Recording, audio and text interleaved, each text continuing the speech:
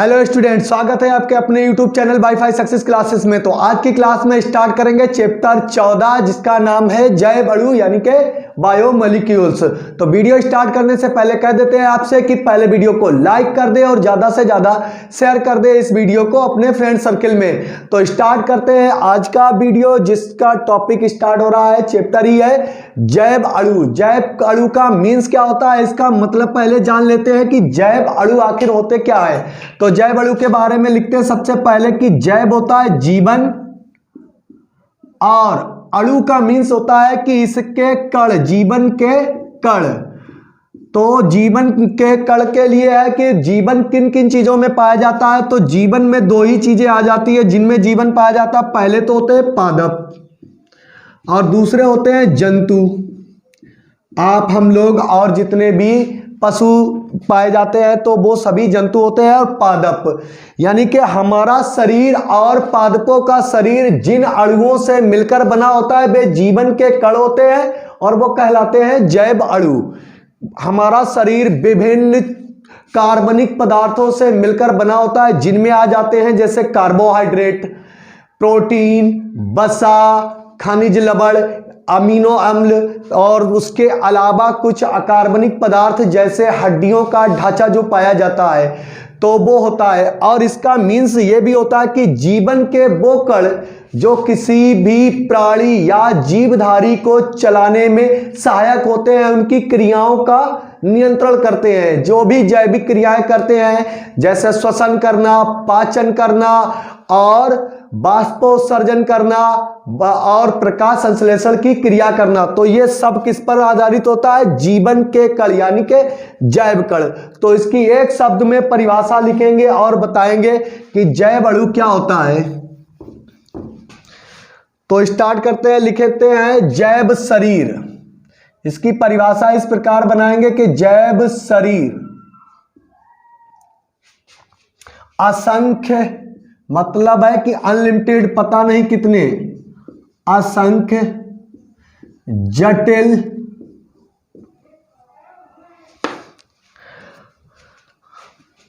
कार्बनिक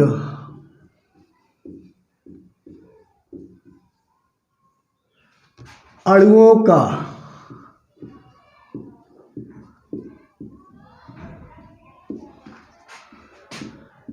संगठन है। क्या कह रहा है कि जैव शरीर असंख्य जटिल कार्बनिक अणुओं का संगठन है। इसकी आधारभूत संरचना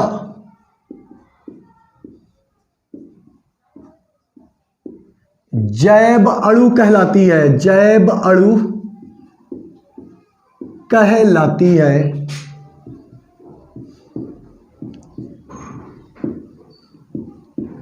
क्या कह रहा है कि जैव शरीर असंख्य जटिल कार्बनिक अणुओं का संगठन है। इसकी आधारभूत संरचना जैव अणु कहलाती है। तो जैव अणु वो अणु होते हैं जो किसी भी जीवधारी के जीवन की क्रियाओं को संचालित करते हैं, सही रूप से सुचारू ढंग से चलाते हैं, वो कहलाते हैं जैव अणु। और जिनकी जैव के शरीर में यानी कि एक जैव शरीर का मीन्स है यहां पर किसी पादप या जंतु। अब कोई भी पादप होता है वो अनेक कोशिकाओं से मिलकर बना होता है और वो कोशिकाएं जटिल कार्बनिक यौगिकों से मिलकर बनी होती हैं। और जो उन पादप की विभिन्न क्रियाओं जैसे उनकी वृद्धि, उनमें होने वाली विभिन्न क्रियाएं, हार्मोन का उत्सर्जन नियंत्रण और जंतुओं को चलाने के लिए उनके लिए ऑक्सीकरण, श्वसन और उपापचयन क्रियाओं को जो नियंत्रित करते हैं, जो पदार्थ नियंत्रित करता है उसको सुचारू ढंग से चलाने के लिए, वो क्या कहलाता है? जैव अणु कहलाता है। ऐसे पदार्थ, एक शब्द में आसान भाषा में आप बोल सकते हैं कि ऐसे पदार्थ के कण जो किसी जैव शरीर यानी के जीवित कोशिकाओं वाले अंगों को चलाने का कार्य करते हैं, उनका नियंत्रण करते हैं, जैव अणु कहलाते हैं। अब इसको यहां पर रब करते हैं और आगे एक लाइन और जोड़ते हैं। यहीं पर लिखते हैं ये जटिल कार्बनिक यौगिक होते हैं जो निम्न है। अब बताते हैं कि जैव अणु क्या है। तो नंबर 1 उदाहरण में लिखेंगे, सबसे पहला आपका होगा कार्बोहाइड्रेट्स।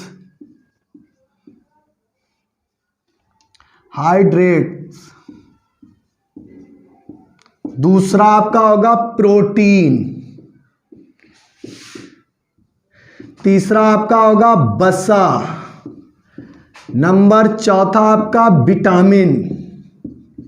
ये अणु हैं जो किसी भी जैव शरीर में पाए जाते हैं। उसके बाद में आपका अंतिम होगा खनिज लवण आदि। अब बात कर लेते हैं अपने इस साल के सिलेबस की। तो इस साल के सिलेबस में जो तो जैव अणु के बारे में जान चुके हैं, अब सिलेबस में आपको पढ़ना क्या क्या है। तो इस साल के कोविड-19 इस बार का वायरस आया है और शिक्षण कार्य था वो सही ढंग से नहीं चल पाया था। तो कोविड-19 के कारण जो आपका माइनस किया गया था सिलेबस 30%। तो उस 30% में सिर्फ आपके लिए पढ़ना है आपको कार्बोहाइड्रेट प्रोटीन और उसके बाद में एक टॉपिक और रह जाता है न्यूक्लिक अम्ल। यानी कि आपको इसमें न्यूक्लिक अम्ल का मीन्स होता है कि आपको पढ़ना है DNA और पढ़ना है RNA। ये न्यूक्लिक अम्ल होते हैं, ये डीऑक्सी राइबो न्यूक्लिक अम्ल होता है और ये राइबो न्यूक्लिक अम्ल होता है। तो सिलेबस में आपको इस बार क्या पढ़ना है? केवल कार्बोहाइड्रेट्स, प्रोटीन और न्यूक्लिक अम्ल। वसा नहीं पढ़ेंगे, विटामिन नहीं पढ़ेंगे और खनिज लवण नहीं पढ़ेंगे। तो हम बता देते हैं कि जैव अणु क्या क्या होते हैं। अब जैव के शरीर में क्या क्या पाया जाता है। तो सबसे पहला आपका कार्बोहाइड्रेट, ये जैव अणु होता है। दूसरा प्रोटीन अल्फा अमीनो अम्लों की पॉलीसैकेराइड यानी कि पॉली अमीनो संरचना होती है। प्रोटीन जो होती है हजारों अल्फा अमीनो अम्ल जुड़कर हाइड्रोलिसिस के बाद जो पेप्टाइड बंध बनाते हैं उससे प्रोटीन की संरचना का निर्माण होता है। वसा जो हमारे शरीर के अंदर फैट पाई जाती है वो वसा कहलाती है। विटामिन, ऐसे पदार्थ जो विटामिन मतलब प्रोटीन नहीं होते हैं लेकिन जैविक क्रियाओं को सुचारू ढंग से, हमारे शरीर की कई क्रियाओं को सुचारू ढंग से चलाते हैं, वो विटामिन कहलाते हैं। और विटामिन सिर्फ 2 ही प्रकार के होते हैं, वसा में घुलनशील और जल में घुलनशील। वसा में घुलनशील होते हैं तो आपको एक लाइन में बता देते हैं, डेका आप याद कर ले।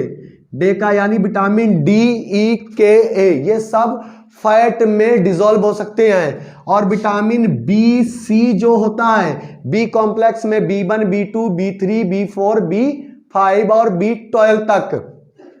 और विटामिन C जिससे एस्कॉर्बिक एसिड भी कहते हैं और इससे स्कर्वी रोग हो जाता है इसकी कमी के कारण। तो विटामिन C ये 2 होते हैं जो किसमें घुलनशील होते हैं, जल में। और ये वाला डेका, जो डेका एक कोड है, ये शॉर्ट ट्रिक है आपके लिए। शॉर्ट ट्रिक में आपको याद करना है, डेका होता है ये सब फैट में यानी वसा में घुलनशील विटामिन होते हैं। उसके बाद में आ जाते हैं मिनरल्स, खनिज लवण। तो खनिज लवण को इस बार नहीं पढ़ना है लेकिन आपको बता देते हैं, ऐसे तत्व के पदार्थ या बोलेंगे आयंस जिनकी हमारे शरीर के अंदर बहुत ही आवश्यकता होती है, जो हम जिनसे हमारे शरीर की उपापचयन क्रियाएं नियंत्रित होती हैं और बॉडी का जो एंटीबॉडीज होती है उसका मेंटेनेंस बनाए रखते हैं, वो कहलाते हैं खनिज लवण। जैसे आयरन होता है, तो आयरन भी हमारे लिए खनिज लवण है। कहते हैं ना कि पालक में सबसे ज्यादा आयरन पाया जाता है, तो आयरन है। बहुत से एलिमेंट होते हैं तत्व जो आयनों के रूप में हमें भोजन के माध्यम से प्राप्त होते हैं, जो हम खाना खाते हैं वो खनिज लवण कहलाते हैं। तो सबसे पहले आपको टॉपिक पढ़ना होगा कार्बोहाइड्रेट्स। क्या पढ़ना होगा? कार्बोहाइड्रेट्स। लेकिन उससे पहले एक लाइन और लिखते हैं और इसको रब करते हैं कि रसायन, ये तो जैव अणु हो गया, और जैव रसायन क्या कहलाएगा। कभी कभी क्वेश्चन आपसे पूछ लिया था जैव रसायन क्या है, तो यहां पर बताते हैं। वीडियो यदि पसंद आ रहा तो वीडियो को ज्यादा से ज्यादा लाइक करें, जितना लाइक करेंगे उतना ही बेहतर वीडियो इससे बाद वाला भी देंगे। बस 3 वीडियो बनाने हैं और ये चैप्टर खत्म कर देते हैं, उसके बाद में आपको अनसॉल्व कराएंगे। तो चलिए स्टार्ट करते हैं, आगे लिखते हैं। इसमें आगे बढ़ा देते हैं एक लाइन, रसायन विज्ञान की वह शाखा, रसायन विज्ञान की वह शाखा जो जीवों, जो की जगह पर जिसमें लिख लें, जिसमें जीवों की कोशिका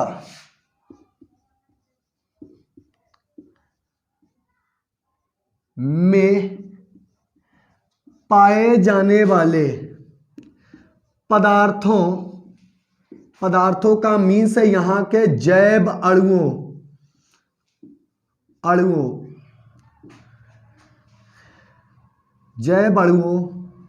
की संरचना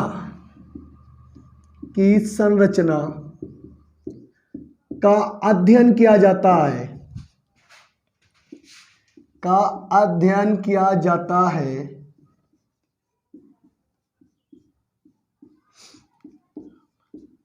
जैव रसायन कहलाता है। ये हो गया आपका जैव रसायन कहलाती है। लाते की जगह पे लिखेंगे, क्या लिखेंगे?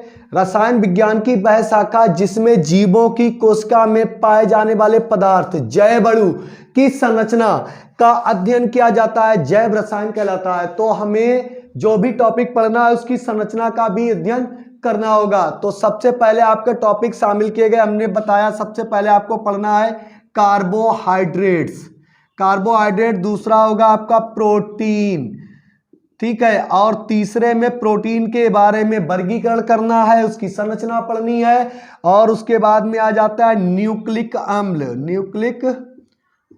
और न्यूक्लिक अम्ल को 2 ही होते हैं जिन्हें हम कहते हैं DNA, और दूसरा होगा RNA। तो चलिए, जैव अणु का इंट्रोडक्शन समाप्त हुआ। अब स्टार्ट करते हैं, हम हेडिंग डालेंगे कार्बोहाइड्रेट। तो कार्बोहाइड्रेट के बारे में जानेंगे, कार्बोहाइड्रेट क्या होते हैं। इसको रब करते हैं और स्टार्ट करते हैं कार्बोहाइड्रेट।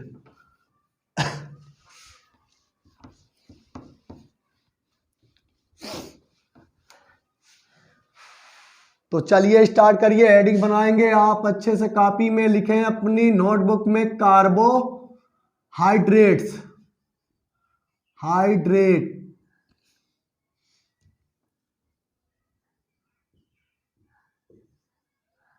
कार्बोहाइड्रेट, जिसका एक फार्मूला होता है, अगर आप चाहें तो लिखे CxH2O, ये इसका फार्मूला होता है। तो हम इसको कैसे बोलेंगे, इसकी परिभाषा बनानी है, तो हम ऐसे लिख सकते हैं CxH2O का होल बाई वाले जितने भी यौगिक जो जैव अणुओं में यानी कि जीवधारियों में पाए जाते हैं या जीवधारियों की जीवित कोशिकाओं में पाए जाते हैं, वो कार्बोहाइड्रेट कहलाते हैं। इस संरचना वाले जितने भी यौगिक जो हमें जंतुओं और मुख्यतः पादपों से प्राप्त होते हैं। खास करके ये पादपों से प्राप्त होते हैं। वैसे बहुत से लोग मीट का भी सेवन करते हैं, मीट को खाते हैं, तो मीट का सेवन करते हैं, उसमें भी हमारी जो प्रोटीन होती है मायोसिन प्रोटीन, वो भी कार्बोहाइड्रेट में आती है। उसके बाद हम जितना भी जौ, गेहूं, मक्का, बाजरा, आलू और ये सेब, जितने भी फ्रूट्स हैं उनको खाते हैं, तो इनमें सब में कार्बोहाइड्रेट पाया जाता है। तो हम इसके बारे में परिभाषा लिखेंगे, CH2O का होल बाई अणुसूत्र वाले जटिल कार्बनिक यौगिक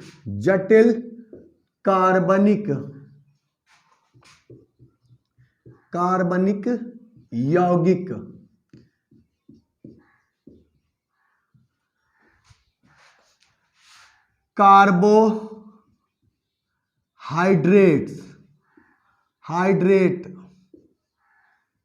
और इसको बहुवचन बताना है तो कार्बोहाइड्रेट्स लिखेंगे। कार्बोहाइड्रेट्स कहलाते हैं।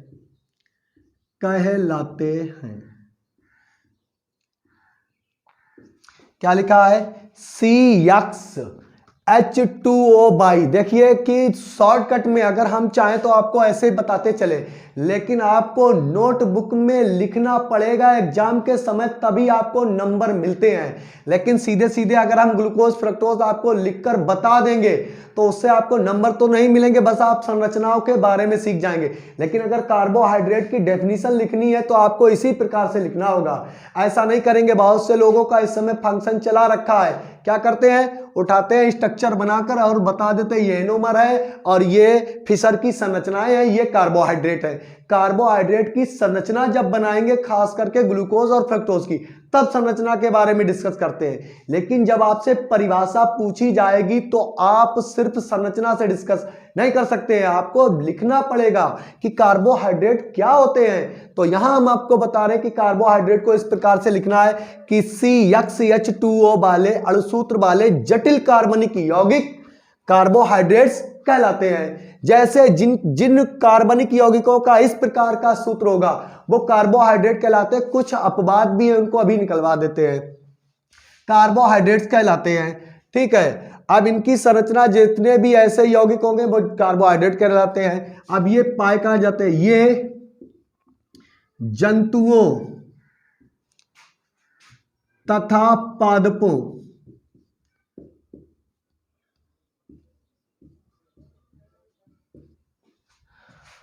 से प्राप्त होते हैं। आगे एक मोस्ट इंपोर्टेंट लाइन लिखेंगे, पादपों का, क्या लिखेंगे? पादपों का लगभग 70% भाग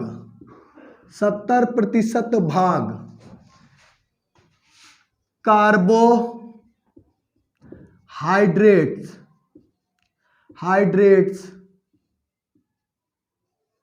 का बना होता है।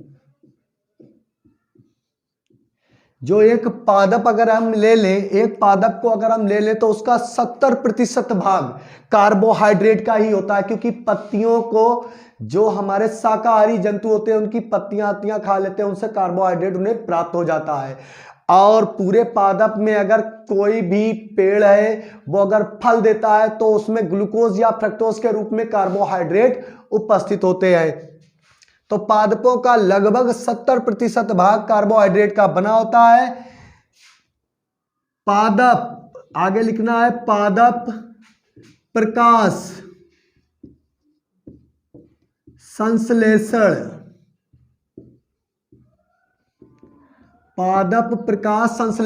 क्रिया द्वारा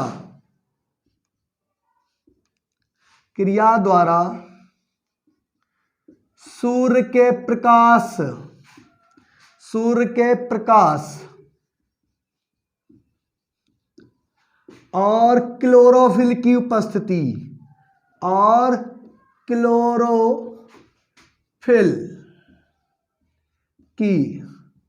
उपस्थिति में, की उपस्थिति में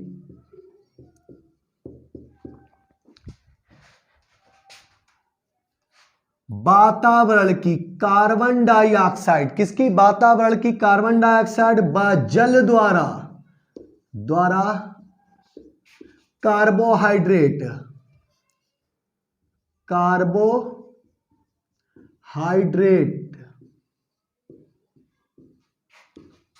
का निर्माण करते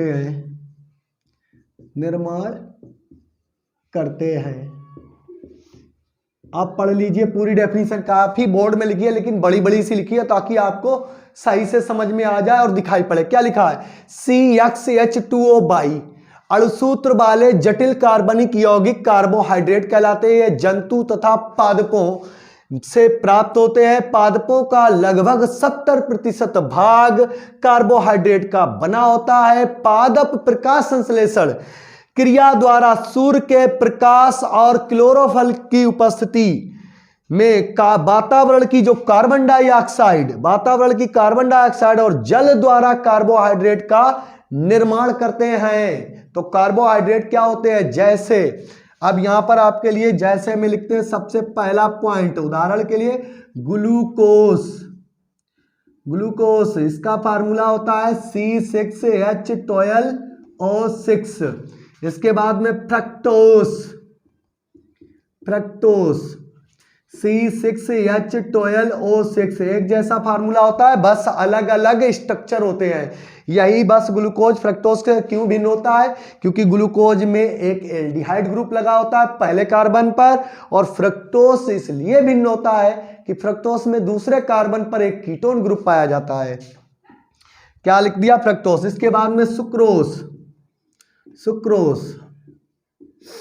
और सुक्रोज का फार्मूला C12H22O11। बस ये क्या है? ये मोनोसेकेराइड है और ये सुक्रोज डाइसेकेराइड। इसके अलावा और भी एग्जाम्पल आपके सामने हम लिख देते हैं कि कौन कौन से कार्बोहाइड्रेट होते हैं। उसके बाद में आप लिखेंगे स्टार्च का फार्मूला होता है C6H10O5 का होल ट्वाइज, ये पॉलीसेकेराइड होता है। ठीक है, अब लिखते हैं अगला दूसरा पॉइंट लिखेंगे रेमनोस, ये सभी कार्बोहाइड्रेट है। तो C6H12O5 रेमनोस कहलाता है। और एक अंतिम और आपको बता देते हैं 2D ऑक्सी राइबोस, इसका फार्मूला होता है C5H12O4। ये सभी क्या है? कार्बोहाइड्रेट। स्टार्च हमें आलू से प्राप्त होता है। ग्लूकोज और फ्रक्टोज हमें शर्कराओं के जल अपघटन द्वारा प्राप्त होता है। और सुक्रोज हमें प्राप्त होती है कि गन्ने से, अंगूरों से, गन्ने के रस से, अंगूरों के रस से, और क्या होता है? चुकंदर के रस से। स्टार्च आलू से, रेमोनोस और ये दोनों शर्कराएं बहुत से पदार्थ होते हैं उनसे प्राप्त होती है। तो ये रीजन हो गया। अब आ जाता है कि बहुत से ऐसे कार्बनिक यौगिक होते हैं जिनका अणुसूत्र कार्बोहाइड्रेट यानी के CxH2O बाई के बिल्कुल समान होता, लेकिन वो कार्बोहाइड्रेट नहीं होते हैं। वो विघटित होने के बाद ऊर्जा नहीं देते हैं। कार्बोहाइड्रेट वो होते हैं जो वियोजित होने के बाद यानी विघटित होने के बाद हमें एनर्जी देते हैं और जो एटीपी के रूप में संचित हो जाती है हमारे माइटोकॉन्ड्रिया में। जब ये विघटित होते हैं, ये कार्बोहाइड्रेट जितने हैं, इनके श्वसन, ऑक्सी श्वसन और अनाक्सी श्वसन द्वारा ये ऊर्जा का निर्माण करते हैं। ऊर्जा बनती है एटीपी के रूप में। एटीपी मतलब एडिनोसिन ट्राइफॉस्फेट। एटीपी के रूप में ऊर्जा संचित रहती है माइटोकॉन्ड्रिया में।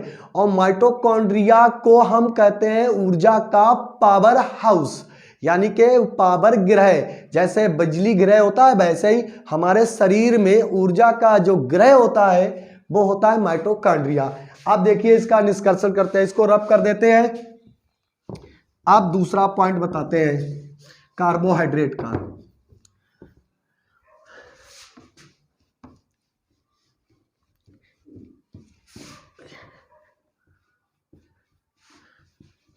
सबसे पहले देखेंगे कि कार्बो और हाइड्रेट यानी कि जल और कार्बन का यौगिक क्या कहलाता है, कार्बोहाइड्रेट कहलाता है। अब ये हमने बताया था, सूत्र है आपका लिखने का जर्नल CxH2O का होल बाई, ये कार्बोहाइड्रेट होते हैं। तो यहां पर इसका अपवाद आ जाता है, जैसे फॉर्मल्डिहाइड HCHO, ये हो गया। अब उसके बाद में दूसरा होता है एसिटिक अम्ल CH3COOH, ये दोनों कार्बोहाइड्रेट नहीं होते हैं, क्योंकि ये कार्बोहाइड्रेट नहीं होती है, कार्बन और हाइड्रोजन का संयोग नहीं होता है। तो इस सूत्र को इस कंडीशन में हम भूल जाते हैं, तो एक आसान परिभाषा में हम बताते हैं कार्बोहाइड्रेट क्या होते हैं। तो एक आप इजी भाषा में लिखेंगे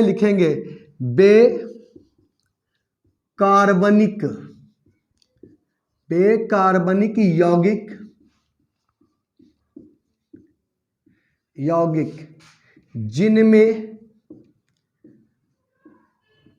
कार्बन अनुपात हाइड्रोजन अनुपात ऑक्सीजन, यानी कि कार्बन हाइड्रोजन और ऑक्सीजन का अनुपात 1:2:1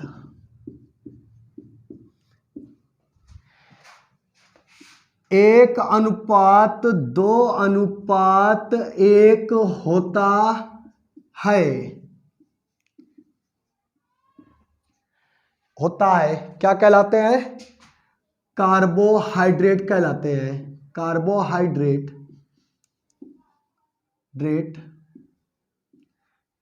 कहलाते हैं। या अर्थात अथवा करके लिख सकते हैं दूसरी लाइन में, अथवा बेकार्बनिक यौगिक जो जल में अपघटित होकर पॉलीहाइड्रोक्सी एल्डिहाइड या पॉलीहाइड्रोक्सी कीटोन वाले अणु बनाते हैं, वो कार्बोहाइड्रेट कहलाते हैं। देखिए इसमें कार्बन और हाइड्रोजन का अनुपात क्या होगा, जैसे हम ग्लूकोज लिखें तो C6H12O6, ये ग्लूकोज है। तो यहां पर अब इसकी भाषा सही शब्दों में लिखेंगे तो यहां 6 एक आया, 6×2=12, ये दूसरा पॉइंट 6 तो यानी कि 1:2 वाले यौगिक भी कार्बोहाइड्रेट कहलाते हैं। ये पूछा जाता है मल्टीपल चॉइस क्वेश्चन में कि कार्बोहाइड्रेट में कार्बन और हाइड्रोजन और ऑक्सीजन का अनुपात कितना होता है। अगर हम चाहे तो इस फार्मूले को देखिए कैसे लिखें, यहां पर इसको रब करते हैं, ये गंदा कर रहा है इसको, कार्बन का नंबर X तो C1 हो गया और H2O, 2 हाइड्रोजन है 1 ऑक्सीजन है, तो ये फॉर्मल्डिहाइड लिखा हुआ है। फॉर्मल्डिहाइड कार्बोहाइड्रेट नहीं होता, लेकिन इस अणु सूत्र संरचना को फॉलो करता है, तो ये तो कार्बोहाइड्रेट नहीं होते। अब इस आधार पे नहीं बताएंगे, तो सबसे आसान तरीके में एक बताते हैं कि वह कार्बनिक यौगिक जिनमें कार्बन हाइड्रोजन और ऑक्सीजन का अनुपात 1:2:1 होता है, वो कार्बोहाइड्रेट कहलाते हैं। अथवा लिखते हैं बे जटिल कार्बनिक यौगिक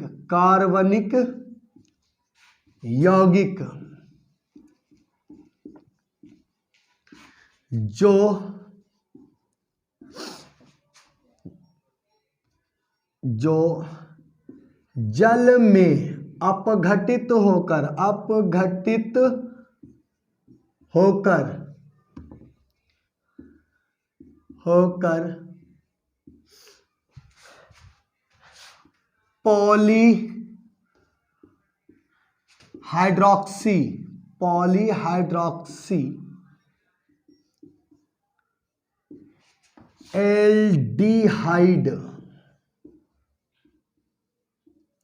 पॉलीहाइड्रोक्सी एल्डिहाइड व कीटोन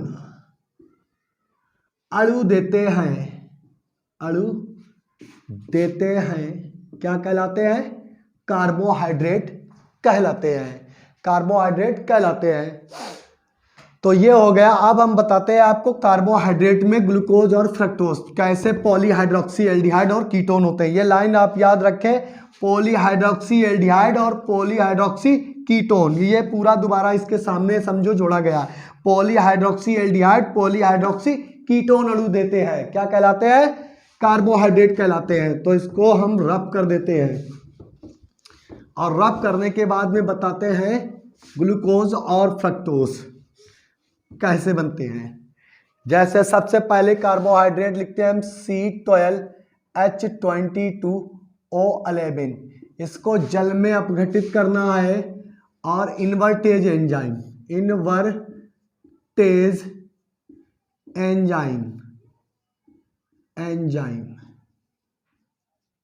तो ये बनाता है C6H12O6। पहला बनाता है ग्लूकोज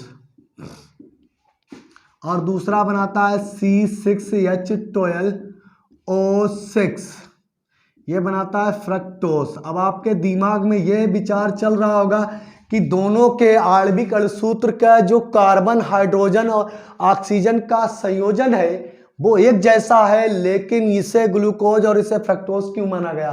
तो हम बताते हैं ग्लूकोज और फ्रक्टोज क्यों भिन्न होता है। पहले कार्बन देख लीजिए 12, तो 6 इसके साथ है, 6 यहाँ पर है, और हाइड्रोजन जोड़ लीजिए 12 और 2 22 और 2 24, तो 12 यहाँ है 12 यहाँ है।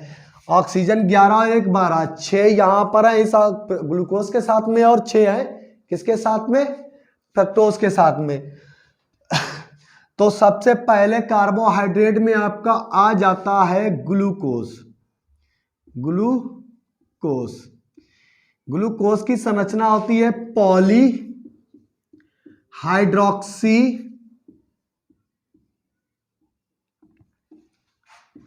एल्डिहाइड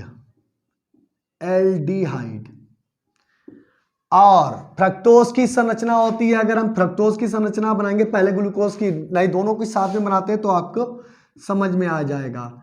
ये होता है फ्रक्टोज और ये होता है पॉलीहाइड्रोक्सी कीटोन, यानी कि आगे जगह ने तो कीटोन लिखे दे रहे हैं, केवल इसमें कीटोन ग्रुप जुड़ा होता है। तो संरचना बनाते हैं। ग्लूकोज का सूत्र C6H12O6 अणुसूत्र होता है। तो कार्बन कितने हैं? 6, तो 6 को सीधा स्ट्रेंथ में खड़ा कर दीजिए 4 बन गए। और ये 5वां थोड़ा ऊपर से लिखना पड़ेगा क्योंकि आपको दिखेगा नहीं, तो इसको हम रद्द कर देते हैं। ग्लूकोज ये तो बनाना सीख ही गए हैं, तो ऊपर से लिखते हैं। इस अपक्रिया को मिटाकर लिखेंगे क्योंकि स्ट्रक्चर बहुत इंपॉर्टेंट है, मेन चीज संरचना ही है। क्योंकि आप अपना इस साल का जो सिलेबस जो गवर्नमेंट ने डाला है तो उसमें DL रूप और बताया गया है, इसको सीखना है। तो स्ट्रक्चर तो शायद से सीखना ही पड़ेगा, अगर सीखा नहीं तो चला जाएगा आपके दिमाग से। तो पहला लिखेंगे ग्लूकोज और उसके आगे ये लिख देंगे पॉली हाइड्रोक्सी एल्डिहाइड और दूसरा आपका दूसरे हिस्से में बना देते हैं फ्रक्टोज होता है पॉली हाइड्रोक्सी कीटोन बताते हैं। अणुसूत्र इसका भी C6H12O6 है और ग्लूकोज का भी C6H12O6 है। तो कार्बन 6 आप 1 2 3 4 5 और 1 6 लिख लें। तो यहाँ पर 6 कार्बन को और नीचे तक चला जाता है। हाथों में कुछ बिगाड़ हो गया, यहाँ से लिखते हैं 1 2 3 4 5 और 1 6। तो पहले कार्बन पर लगा होता है एक एल्डिहाइड ग्रुप, ये तो हो गया एल्डिहाइड का। ऐसे ही कार्बन पे आ जाते हैं। अब इसको रब कर देते हैं, यहां पर लिख देते हैं C6H12O6, ये हो गया। इसको भी थोड़ा साइड से कर देंगे C6H12O6 और कार्बन लिखना स्टार्ट करते 1 2 3 4 5 और एक 6। तो इसमें पहले कार्बन पर लगा होता है आपका एल्डिहाइड ग्रुप और फ्रक्टोज में दूसरे कार्बन पर होता है आपका कीटोनिक ग्रुप। बाकी क्या कह रहा है, पॉलीहाइड्रोक्सी। पॉलीहाइड्रोक्सी का मतलब है कि हाइड्रोक्सी की संख्या बहुत ज्यादा है, तो क्या लगा होता है OH H, उसके बाद में H OH। ये देखिए OH, ये अल्टरनेट लगे होते हैं, बस तीसरे कार्बन पर ज्यादातर OH की संख्या, OH के जो हाइड्रोक्सी ग्रुप होते हैं वो राइट हैंड पर होते हैं और लेफ्ट हैंड पर सिर्फ OH होगा तीसरे कार्बन पर। गिन लीजिए 1 2 3, एक ये है, दूसरा ये, तीसरा ये, चौथा कार्बन, पांचवा और छठवां। फिर उसके बाद OH H, इसके बाद OH और H, और यहां पर CH2OH। ये होती है ग्लूकोज की अल्फा डी। इसका संरचना का मतलब होता है अल्फा डी प्लस ग्लूकोज। ये संरचना, इसका नाम है अल्फा डी प्लस ग्लूकोज। देख लीजिए, हमने बताया है कि जो ग्लूकोज की संरचना होती है उसमें राइट हैंड पर, याद रखेंगे ये बात, याद रखो, राइट हैंड पर OH समूह की संख्या ज्यादा होती है और तीसरे कार्बन पर, यानी कि एल्डिहाइड के तीसरे, जो ग्लूकोज की संरचना का तीसरा कार्बन होता है उसके लेफ्ट हैंड पर एक OH होता है केवल। यह संरचना ग्लूकोज की अल्फा डी ग्लूकोज कहलाती है। अब कीटोन की बारी आ जाती है। कीटोन में एक OH ग्रुप यहां लगा होता है, ठीक है, और उसके बाद में जितने भी होते हैं OH और H। अब यहां पर लगा देते हैं HOH। अब यहां पर OH और H, अब इसके आगे लगा देते हैं CH2OH। इसमें भी ज्यादातर मोस्टली घनत्व किसकी ओर है, मतलब राइट हैंड पर ही OH की ज्यादा संख्या है। लेकिन यह है दूसरा कार्बन, 1 2 3 4 5 और एक 6, और ये एल्डिहाइड ग्रुप लगा हुआ है जिसे हम कहते हैं CHO। अगर आप चाहो तो इसको इस प्रकार से भी देख लो, CHO, इसको बस ओपन करके लिखा था। तो ये एल्डिहाइड ग्लूकोज की क्या है, पॉलीहाइड्रोक्सी एल्डिहाइड। तो इसकी संरचना का नाम होता है अल्फा डी प्लस ग्लूकोज और इसका नाम होता है alpha D beta D minus glucose. Alpha, इसको बोलेंगे alpha D minus fructose, glucose नहीं फ्रक्टोस हो गया। तो ये होती है, क्या कहलाता है, कार्बोहाइड्रेट। अब परिभाषा आपके लिए आसान बन जाती है। आप क्या लिखेंगे, बेकार्बनिक यौगिक जो जल में वियोजित होकर पॉलीहाइड्रोक्सी एल्डिहाइड या पॉलीहाइड्रोक्सी कीटोन देते हैं वो कार्बोहाइड्रेट कहलाते हैं। तो ये होती है कार्बोहाइड्रेटों की परिभाषा। और कार्बोहाइड्रेट में कार्बोहाइड्रेटों का वर्गीकरण करेंगे तो वर्गीकरण इस वर्ष आपके सिलेबस से हटा दिया गया है। सिर्फ आपको पढ़ना किसके बारे में है, ग्लूकोज के बारे में और फ्रक्टोज के बारे में पढ़ना है। तो ग्लूकोज और फ्रक्टोज के बारे में पढ़ेंगे। तो आज की क्लास में इतना रखते हैं, ये सिर्फ इंट्रोडक्शन के लिए वीडियो बना था। तो अगले वीडियो में हम पढ़ाएंगे आपको ग्लूकोज और फ्रक्टोज की संरचना के बारे में बिल्कुल डीप, और होने वाली सभी अपक्रियाओं को भी बताएंगे कि ग्लूकोज किस किस प्रकार की अपक्रियाएं देता है और किस किस यौगिक का निर्माण करता है। तो मिलते हैं अगली क्लास में नेक्स्ट वीडियो के साथ, ग्लूकोज और फ्रक्टोज का टॉपिक पढ़ेंगे। तो तब तक के लिए धन्यवाद। अगर वीडियो पसंद आया तो वीडियो को ज्यादा से ज्यादा लाइक करें, शेयर करें। इंपॉर्टेंट टॉपिक है, बायो वाले के लिए कुछ ज्यादा ही इंपॉर्टेंट है। तो मिलते हैं अगली क्लास में, तब तक के लिए धन्यवाद, बाय बाय।